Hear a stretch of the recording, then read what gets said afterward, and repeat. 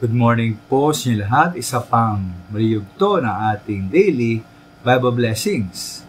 Pamagat po na ating aralin ngayong umaga ay ang pagpapala ng musika at pag-awit. Ang pagpapala ng musika at pag-awit. Tunay pong pagpapala nga mula sa Diyos ang musika at pag-awit. Binanggit nga po sa Biblia ang mga bagay na ito na may mahalagang papel sa ating pananampalataya. Halimbawa po, ang musika po at pag-awit ay mahalagang bahagi ng ating pagtitipon at paraan upang tayo ay maging pagpapala sa isa't isa. Ayon po sa Kolosas 3:6, sabi ng Biblia, ang salita ni Kristo ay hayaan ninyong lubusang manatili sa inyong puso. Turuan ninyo at paalahanan ang isa't isa na may buong karunungan.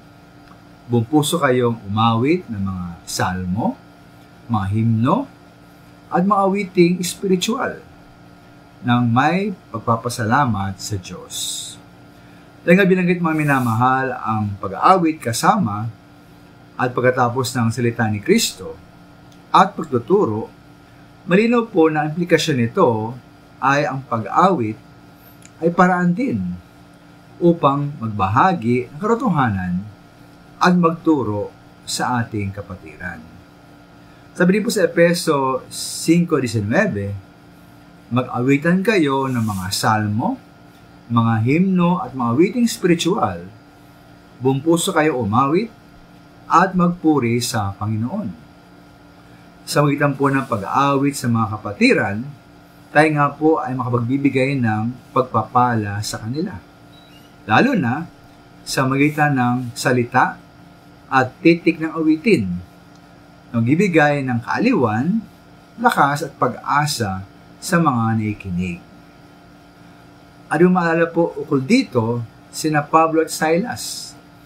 Ayon po sa Gawa 16:24, sila po ay sinunggaban ng mga tao, sinaktan at ikinulong. Sila po ay kinulong, ngunit ayon po sa verse 25, nang maghahating gabi na, sila ay nalangin at umawit ng mga himno.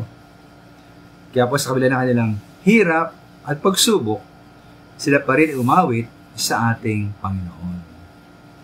Ngayon po, kailan ba tayo dapat umawit?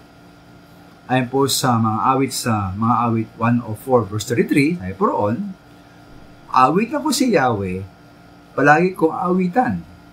Siya'y aking pupurihin habang ako'y nabubuhay. Kaya maminamahal tayo po ay umawit habang tayo ay nabubuhay. Maraming salamat.